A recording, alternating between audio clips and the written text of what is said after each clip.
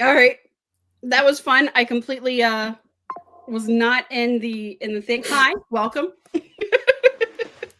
I wasn't paying attention, but if you're here, we're happy to have you. Please feel free to participate in the chat. We'd love to see your comments and your participation. My name is Michael Don Brooks, also known as MDB, and with me today is Sako Tumi, my lovely co-host and partner in crime.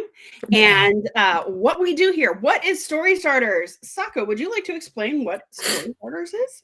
Okay, so we work on a timer and we have this wheel of calamity and we spin the wheel and it tells us what the prompts are. So we have like a whole bunch of prompts that we've thrown into a wheel and we're going to randomize them and then we're going to spend like 25 minutes writing either the beginning of a story or maybe some flash and at the end we'll share it. If you partake in the prompts, please to be sharing in the chat. We would love to see it.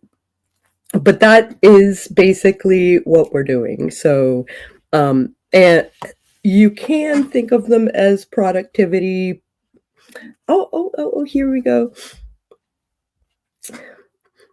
Yay, swinging by. Thanks for stopping We in. we appreciate. I'll do the same on the sprint. Yes. I will return the favor. Yes, while we're sprinting, we'll go and hug Sarah's like button. So, okay, so things to know. If you do participate in today's prompt, have fun sharing in my group, Michael Don Brooks's Fun Time Happy Place on Facebook, which you can find a link to. Hi, Echo. And hi, Inka. Hello, welcome. Thank you for joining us.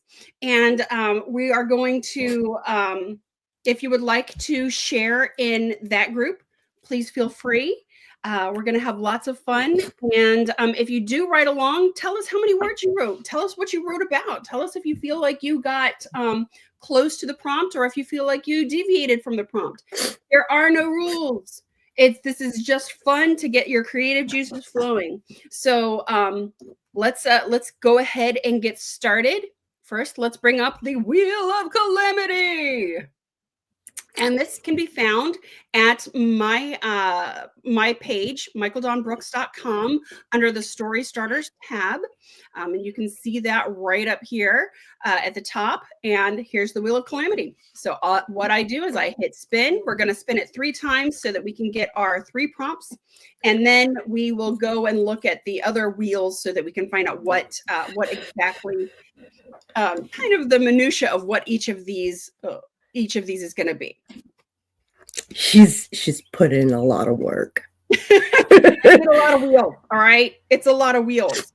So today, our first prompt is going to be a POV prompt. So that could be anything from first person, second person, third person, limited. We'll see. We'll see what that's going to be. Our next prompt is going to be trope. We had a fun trope last week. Yeah, we did. Our fated mates. And our third will be plot. Okay. Oh man. So this is gonna be fun. Damn. So let's go ahead and get our plot first. Plot could be it could be a tragedy, it could be a comedy, it could be any of these things. So today's story needs to be a comedy. Now, this is comedy I'm so hard about this. That doesn't necessarily mean that it needs to be ha-ha, out loud, laugh aloud, funny. This is comedy in the classical literary sense, where a tragedy is one in which everyone dies, and a comedy is one in which everyone lives, and those are usually funny. So if you're thinking Shakespeare, the comedies are going to be like Twelfth Night or Much Ado About Nothing. A tragedy would be Romeo and Juliet, or like Hamlet. So Yeah, everybody yeah. dies, it's a tragedy. If everybody lives, it's a comedy. So you can make this as funny as you want, but as long as it has a happy ending, or seems geared towards a happy ending, that's what you're looking for in comedy. So let's go to trope. This is going to be so Oh, hard. we're also doing POV. So let's see what perspective are we coming at this from. Third person omniscient. We did this one before. So Okay. third person omni, what does that mean? That means that you are in everybody's heads. You are way up. You are God telling the story, as opposed to being in one person's particular point of view. An example of third person limited would be like Harry Potter, where everything is told through Harry Potter's perspective, even though it appears to be in third person. With third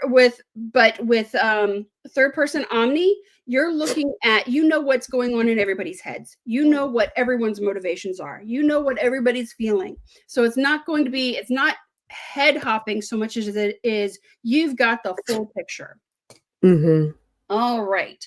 And our last one is trope. We got all the tropes. We don't have all the tropes. All the tropes do not fit on this wheel because all the tropes are insane. But however, it kind of looks that way. It does. Close quarters. Oh, that's a fun trope. I don't know that trope. So close quarters is going to be like, everybody's stuck in a room together, or they something like the scene in Star Wars when they're in the trash compactor, kind of that idea of everyone, no one can escape, everybody's in, it's kind of a closed door mystery, or anything where everybody is, no one can leave and everyone's there and there's not a lot of room to move.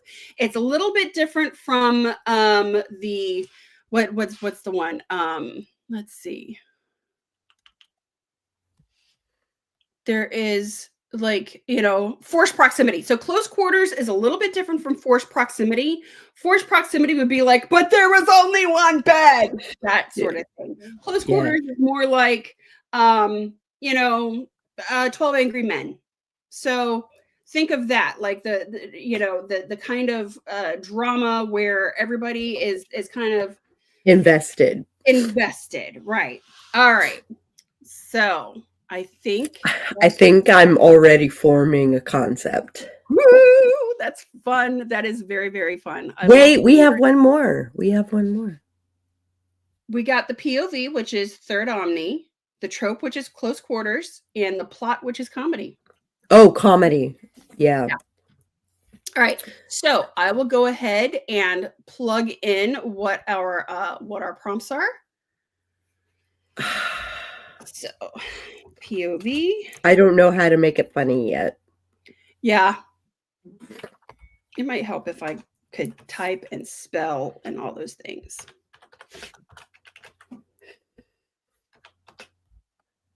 I wish there was a way to only word count without the headers. Yeah. That would be really convenient. Yeah. Well, if you just highlight just the section that you wrote. Yeah, but you have to piecemeal that. You can't just in like a 15,000 word story like that. That's going to take a minute.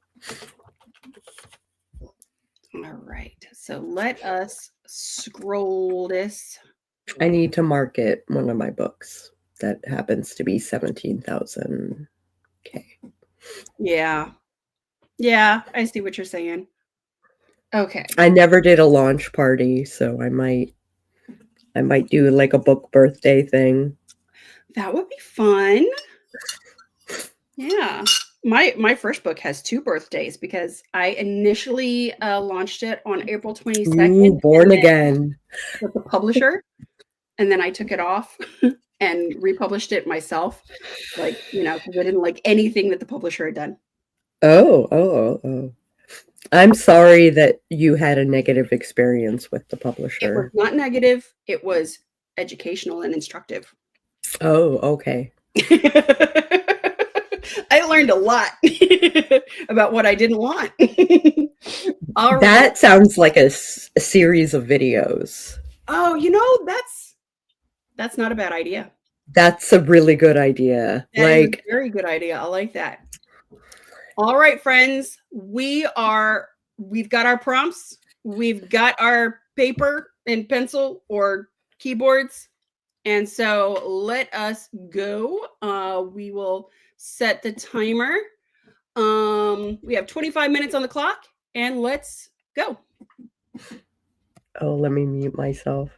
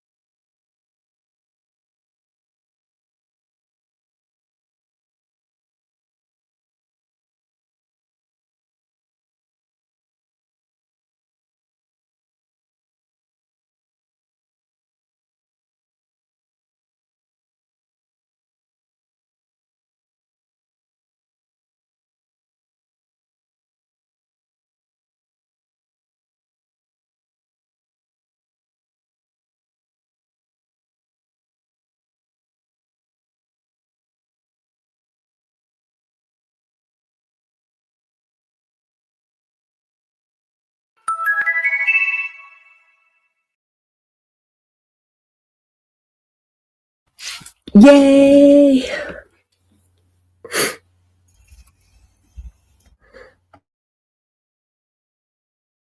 There I am. There I am. I just had to finish that sentence. Okay. All right.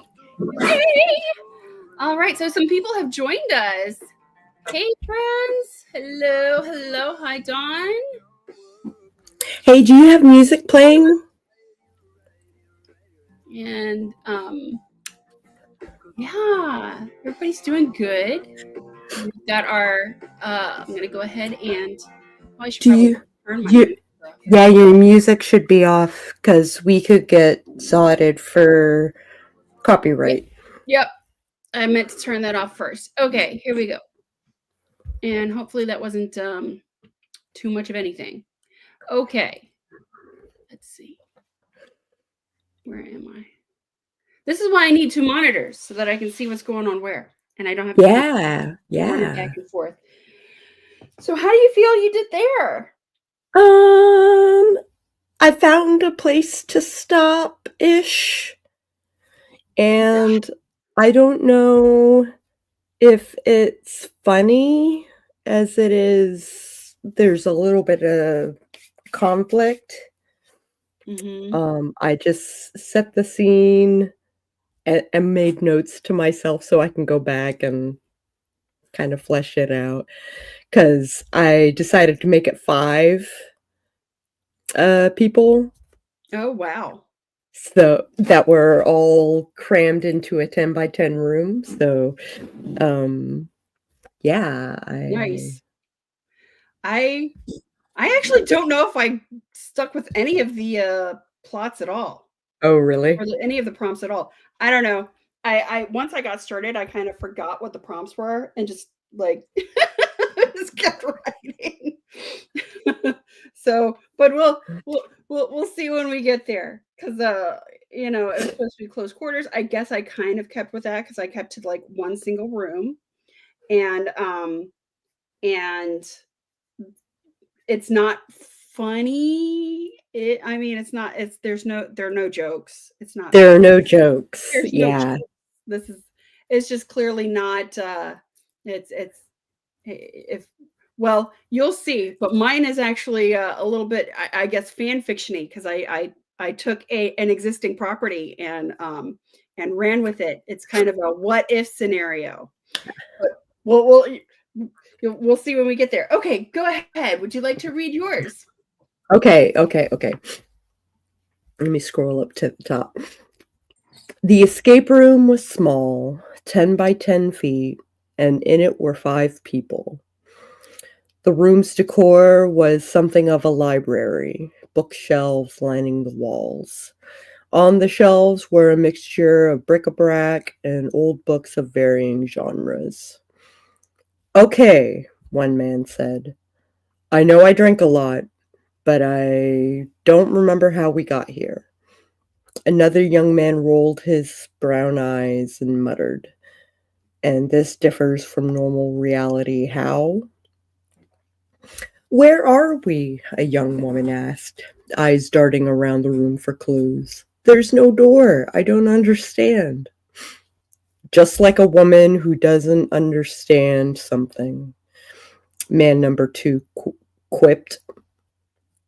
Everyone cringed in the blatant sexism. It was the young woman's turn to roll her eyes out of disgust. Way to out yourself, Jake. He had a history of being particularly public with his sexism. She pointed at him and looked at the others and shouted, Broken stare here, problematic and toxic masculinity, ahoy. A non-binary person cleared their throat, trying to change the subject. Also looking around the room, they said, anyway, it looks like an escape room. If we work together, we can get out of this alive. Hey now, another woman, this time middle-aged, said. We don't know the severity of what they want from us. What's to say that there's a chance we won't survive?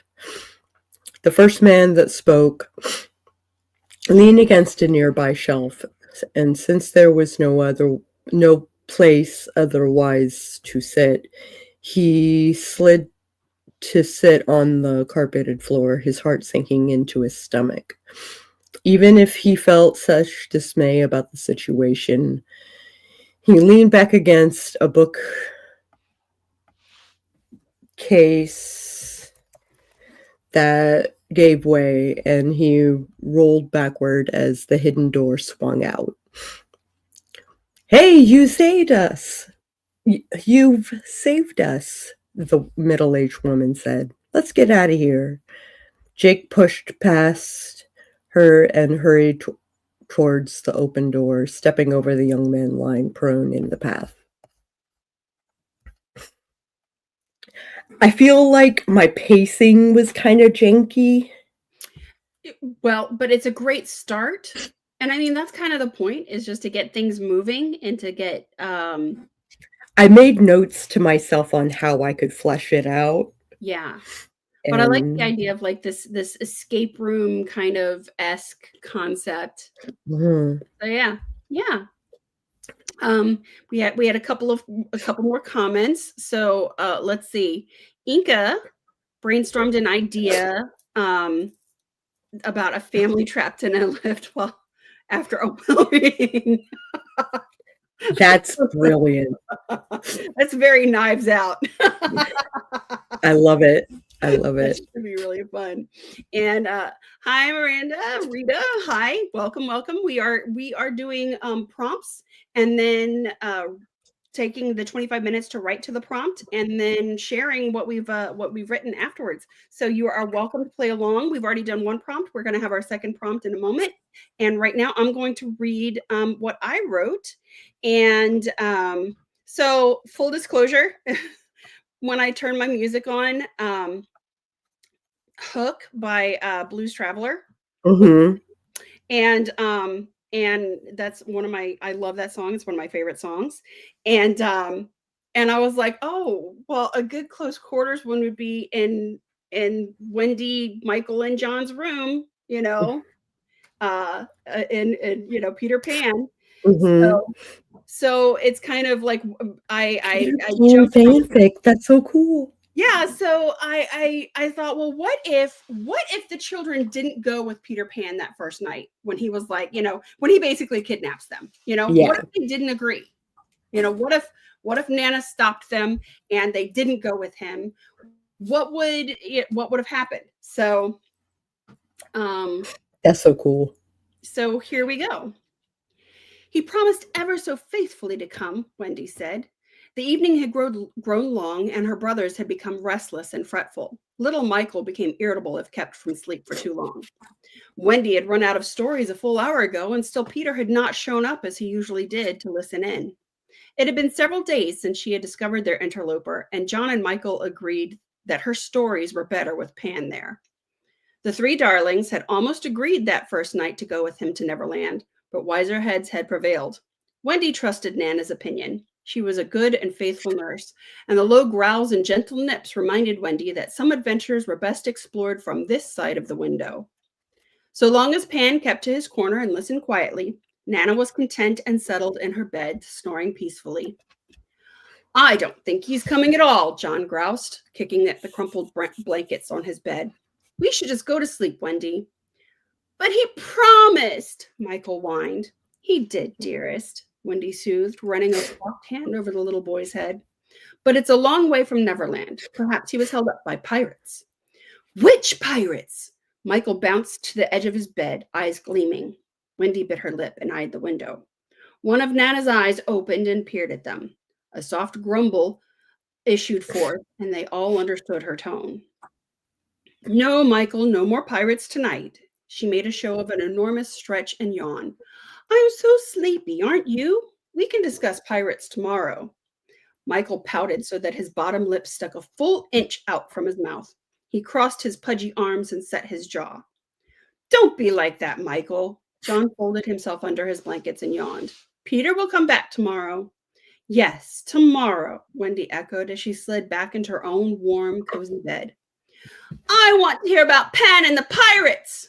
Michael's cross voice rose in tone and volume. I want Peter. Nana grumbled again, both eyes open and fixed on Michael. He turned his face, nose in the air, away from her. We're sleepy, Michael. It's too late. Peter will come tomorrow. Tears glistened along Michael's lashes, and the sticking out lip began to tremble. Wendy tugged the covers up to her nose, knowing she should do something to avert the tantrum, which would undoubtedly bring their parents and with them many questions, but also wishing Michael would just go to sleep. The window slammed open with a loud bang, whipping all of their heads towards it. Instead of the expected Peter, though, a tiny bright light buzzed into the room. John leaped from his bed. It's Tink! Wendy slid out of the bed and Michael tumbled to the floor. The three children grouped around the tiny fairy. Unfortunately, none of them could understand her tinkling fairy language. She made wide gestures and flitted in circles, her expressive face filling with more and more frustration. Finally, she flew to Nana, who had been watching all of this with keen interest. She flew in circles around the dog's head as a shower of glittery light sprinkled over her. Tink flitted to her ear and leaned in for a moment, whispering. Nana blinked and licked her lips before fixing the children with a sharp gaze. Well, isn't this astonishing, she said in a proper voice. Peter's been kidnapped. We must go help him. The children exchanged looks. So, yeah. Now, I don't know where that's going. It's probably not going anywhere. I think it's a real great take on Peter Pan. That was, and it makes me remember the rest of the story and how it could have gone. Yeah. I thought it was cute. It was very storybook. Yes. Yeah. But and that was my thought, J.M. Barrie was definitely writing in a third person omniscient, perspective, and a lot of fairy tales, especially, going back to that era, were written that way. So that was kind of my jumping off point as well. And but my thought is that this is, of course, a ploy by Peter to get them there. But, because he's a conniving little bastard. Peter Pan is not the hero of that story. No, he's really not. Terrible. He's really terrible. I actually, okay, so I'm working on a series of illustrations that are on brand for me. And I made Peter Pan coming through the window with Wendy in the foreground, but Peter Pan is a monster. And like that is way too big and is not human. Oh. So that just like, yeah, kind of put, because he's scary. Yeah, well, he's a psychopath. Yeah. So I wanted to really like push the monster aspect of Peter Pan. Yeah. And I really look forward to releasing that here in a week or two. So thank you, Inka, and thank you, Dawn. And I enjoy the stuff that Sako comes up with too. It's a lot of fun. And that's really cool. Current scene that my partner and I are working on, we fit the prompt really well. Yeah, that's so cool. All right, are we ready for our next prompt? Yeah. Okay.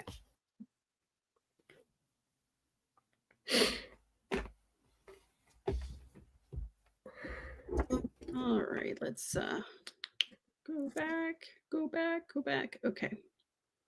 To the Wheel of Calamity. Wheel of Calamity, turn. Tell us the lesson that we should learn. All right. Oh, that took me back. Of course, it wasn't the Wheel of Calamity. It was a Wheel of Morality. All right. So our first prompt is going to be style.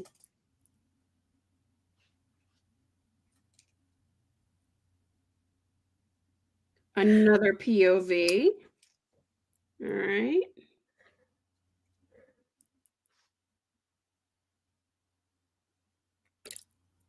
Okay, I'll spin one more time. Respin.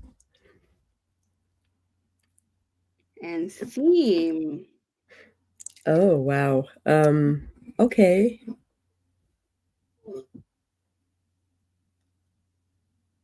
Let's see.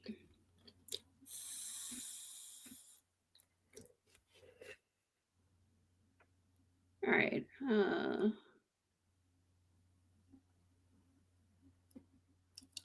This POV is second person. That's so cool. I love writing second person. All right. So for the uninitiated, second person is you. So this is going to be a story that's told as if you are describing the reader's actions. So something like a choose your own adventure. Mm-hmm. You walk into the room, and so this is a really fun, seldom used style of perspective. And we need a style. Oh, I guess there's style. Okay.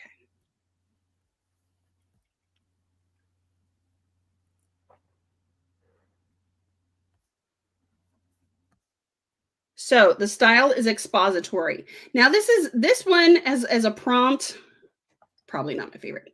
So this is going to be kind of the way that a writer writes. You could write persuasively, or you could write in a creative way, or you could be descriptive. It's kind of the thing that sets different authors who are writing in the same genre apart. It's almost a key. It's not necessarily their voice, but it's the way that they tell the story. So some people are going to be more descriptive. Some people are going to be telling, some folks are going to be writing from a more persuasive perspective, trying to get the reader to agree with them. The expository exposition is going to be kind of explaining things a lot more. So that's the style.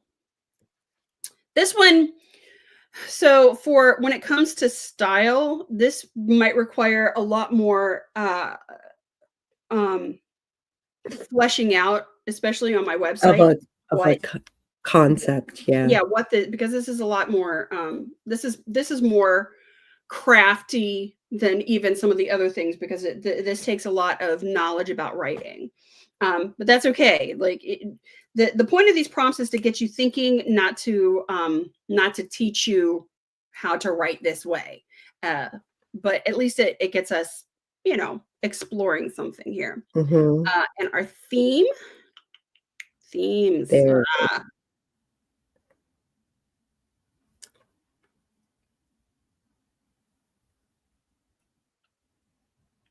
Displacement. Ooh, okay. I mean, this immediately makes me think about current events. So interesting. All right, let's cue these up.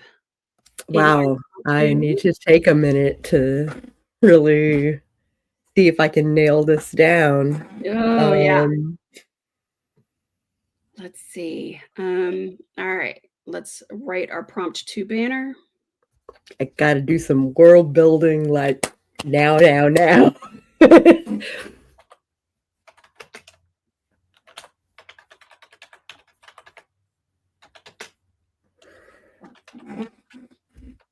Displacement. I might wander away from that part. Yeah.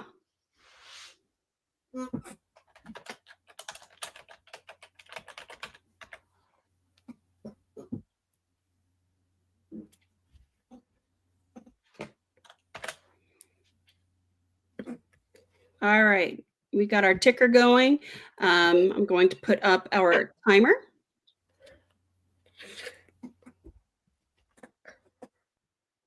Set us for 25 minutes, and I am going to step away from the computer for a moment. So I'll get us going, and bye.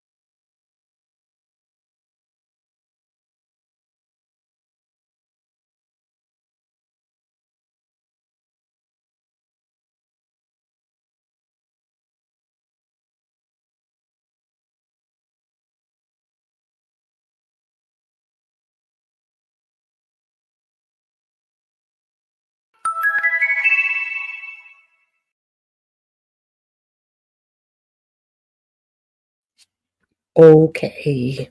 All right. I got smart this time and put in my earbuds so that I wouldn't accidentally play music. Okay, let's see.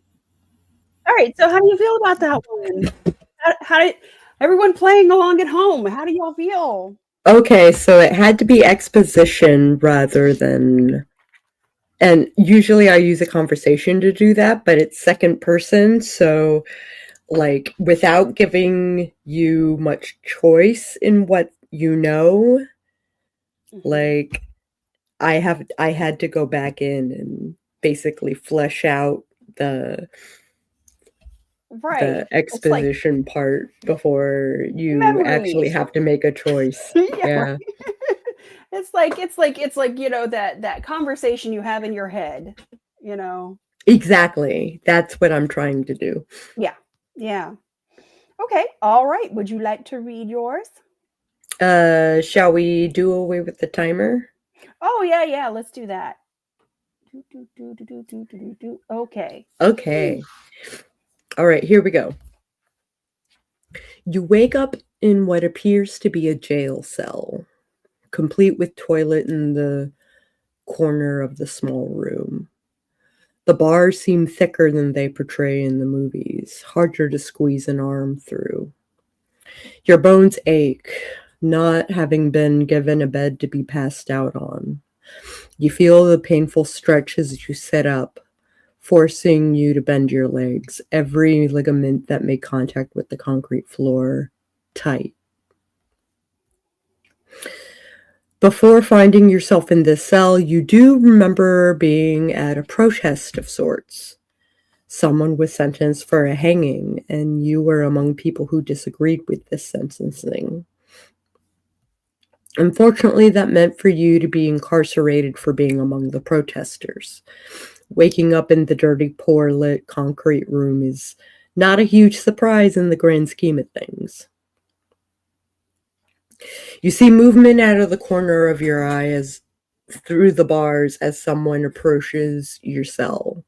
It isn't just the movement notifying you of someone's presence, but it's also the jingling of the keys. The keys clang loudly against the locking mechanism as he turns the key, causing the mechanism to clang again, louder this time. The door to the barred cell opens outwards, and the guard looks at you sternly. "There's someone here to see you," he says out loud, the sound of his voice echoing off the walls of the cell. You use a Russian pull-up to rise to your feet because the backside of your body is still tight and aching, but you are ready to follow the guard to wherever the visitors are waiting. The guard leads you down the hallway lined in cells, holding other protesters who all watch you as you pass them. "Dead man walking," someone calls, drawing your attention. What are the jailers about to do to you? You are taken to a line of booths that were empty except for one, which is smack dab in the middle of them. A woman sits with her hands in her lap on the other side of the plexiglass. And then you have to make a choice as to what you say or how you respond. So, yeah. Oh, I love when it's an actual like choose your own adventure. I want to write one day. Maybe that's I something want to and I do can. that. We can make one. We'll do it. We'll do it. We'll do it. I've been planning a horror, like an existential horror, choose your own horror book. So we can chat about choose your own adventure things. That'll be fun. Yeah.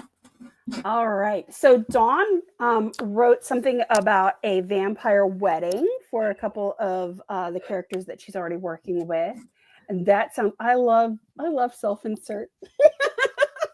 I love writing your own fan fiction Yes, that nobody ever gets to see. I do it all the time. I write fan fiction about my own stories, and sometimes it winds up in the books. But Yeah, me too. that's Me what it all too. is. It's all fan fiction. Some of the customs, of course, are not meant for humans. And let's see. So Inca wrote 378 words. Yeah. A person finding themselves in a fleshy alien world.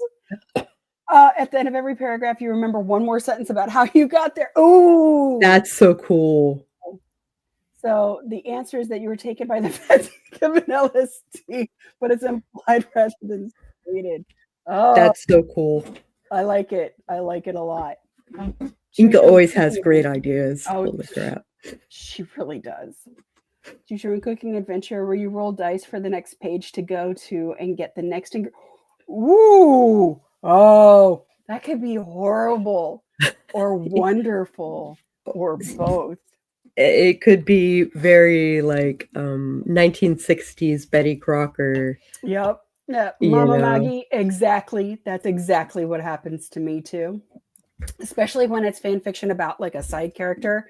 They get their own entire series of spin-offs. And thank you, little FBI agent who wasn't supposed to have a name.